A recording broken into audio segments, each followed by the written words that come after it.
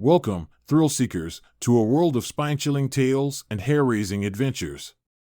Gather around for a frightful journey into the unknown as we delve deep into the realm of scary stories. Buckle up, hold on tight, and get ready to experience a rush of terror like never before. Dr. Victor Wilson was a brilliant scientist. He had a reputation as one of the top researchers in his field and had made numerous breakthroughs in the area of genetic engineering. But with each new discovery, he became more obsessed with the idea of creating life from scratch. He spent countless hours in his lab, working tirelessly to perfect his theories and test them on his subjects. The subjects were mostly animals, which he kept in cages in his lab. But as his experiments grew more gruesome, he began to use human subjects as well. At first, they were just volunteers, people who were desperate for money or had some kind of terminal illness. But soon, he began to kidnap people off the street, luring them into his lab with promises of a better life. I was one of those people. I had just graduated from college and was struggling to find a job. I was living with my parents and feeling like a failure. One day, I saw an ad in the paper that promised to pay $10,000 for a week-long experiment in a scientific research facility. I was desperate for money and thought it would be a great way to make some quick cash. I arrived at the facility, which was located in a remote area of the countryside. Dr. Wilson greeted me and showed me around the lab. It was a large, sterile room with rows of cages filled with animals. There were also a few people in the room, all of whom looked frightened and confused. Dr. Wilson explained the experiment to me. He said that he was working on a new kind of genetic therapy that could cure any disease or illness. He said that he needed human subjects to test the therapy on and that I would be compensated for my time and any potential risks involved. I was hesitant at first, but the promise of $10,000 was too tempting to pass up. I agreed to be a part of the experiment. Dr. Wilson led me to a small room in the back of the lab. It was filled with strange equipment and had a table in the center. He asked me to lie down on the table and began to hook me up to various machines. As he worked, I felt a creeping sense of dread. Something was off about this place. There was a strange smell in the air, a mix of chemicals and decay. And the people in the cages looked sick and frightened, like they were being held against their will. But before I could say anything, Dr. Wilson injected me with a strange, glowing liquid. I felt a surge of energy course through my body and then, nothing. When I woke up, I was in a different room. It was dark and cold, and I could hear strange noises coming from the walls. I tried to move, but my body felt heavy and sluggish. And then I realized what had happened. Dr. Wilson had turned me into an experiment. I looked down at my body and saw that I was covered in strange, pulsing veins. My eyesight was sharper than ever before, and I could hear every sound in the room with perfect clarity. But I also felt a hunger, a craving for something that I couldn't quite place. And then I heard a noise in the corner of the room. It was one of the other subjects, a woman who had been kidnapped off the street like me. She was lying on the ground, covered in a thick layer of slime. Her eyes were glazed over, and she was making strange, gurgling noises. I tried to reach out to her, to help her, but my body wouldn't move.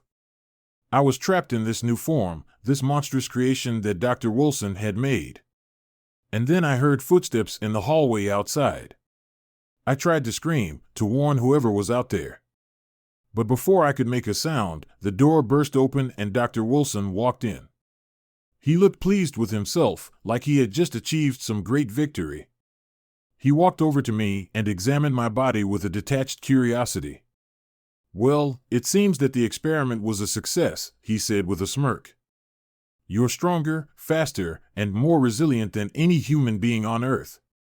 I wanted to scream at him, to demand that he change me back to my old self. But my body wouldn't cooperate. I was trapped in this new form, at the mercy of this mad scientist. Dr. Wilson turned his attention to the other subject in the room. He walked over to her and examined her body, prodding her with a gloved hand. "She's not quite as successful as you," he said, his voice tinged with disappointment. "But she'll do for now. I'll have to run some more tests to see what went wrong."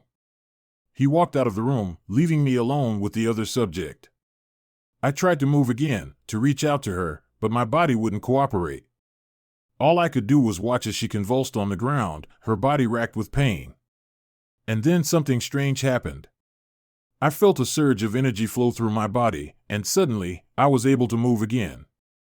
I stood up, feeling a new sense of power coursing through my veins. I approached the other subject, and as I got closer, I realized that she was changing. Her skin was bubbling and shifting, and I could see something moving underneath it. And then, with a sickening pop, a creature burst out of her chest. It was like nothing I had ever seen before. It was covered in slime and had tentacles writhing around its body. Its eyes glowed with an otherworldly light, and it let out a piercing shriek. I tried to run, to get as far away from this abomination as possible. But it was too fast. It wrapped its tentacles around me, pulling me closer. I could feel its slimy body pressing against mine, and I knew that I was going to die. But then, something strange happened again. I felt a surge of energy flow through my body, and suddenly, I was able to fight back. I used my new strength to rip the creature off of me, throwing it across the room. It let out another shriek and charged back at me, but I was ready this time. I fought it with everything I had, using my newfound abilities to strike back. We battled for what felt like hours, tearing apart the room and leaving a trail of destruction in our wake. And then, finally, it was over. The creature lay motionless on the ground, and I was covered in slime and blood. I stumbled out of the room, trying to find a way out of this nightmare. But the lab was a labyrinth, and I soon found myself lost in its twisting corridors. As I wandered through the dark, I heard strange noises coming from all around me. There were screams and growls and the sound of something moving in the shadows. And then I saw them. There were other creatures, like the one that had burst out of the other subject. They were all around me, their tentacles reaching out to grab me. I fought them off as best I could, but there were too many. They overpowered me, wrapping their slimy tentacles around my body and dragging me back to Dr. Wilson's lab. He was waiting for me there, a smile on his face. "Excellent work," he said, clapping his hands together. "You're even better than I thought." As the days passed, the subjects began to exhibit strange behavior. They would become agitated and anxious, pacing back and forth in their cells. They stopped eating the food provided to them and instead would only consume the water. The scientists observed that the subjects appeared to be experiencing severe hallucinations. They would scream and thrash about in their cells, as if they were fighting off invisible attackers. They also reported feeling as though they were being watched by an unseen presence. The scientists tried to communicate with the subjects, but they would only respond with incoherent babbling. The scientists became increasingly alarmed by the subjects' behavior and decided to terminate the experiment. As they approached the holding cells, the scientists were met with a gruesome sight. The subjects had mutilated themselves in horrific ways, tearing out their own eyes and ripping off their own skin. Blood was everywhere, coating the walls and floors of the lab. The scientists quickly retreated and called for emergency assistance. The lab was shut down, and the surviving subjects were taken to a nearby hospital for treatment. The incident was covered up by the government, and the lab was never reopened. Rumors began to circulate about the experiments conducted there, and many people claimed that the scientists had unleashed an otherworldly force that had driven the subjects insane. Years later, the abandoned lab still stands, a reminder of the horrific experiments conducted within its walls. Some say that the lab is haunted by the spirits of the subjects, and that their tortured screams can still be heard echoing through the halls. Others claim that the scientists involved in the project are still alive and continue their experiments in secret, pushing the boundaries of science and morality to their limits. Whatever the truth may be, one thing is certain: the gruesome experiment in the mad scientist's lab will forever be remembered as a dark and twisted chapter in scientific history.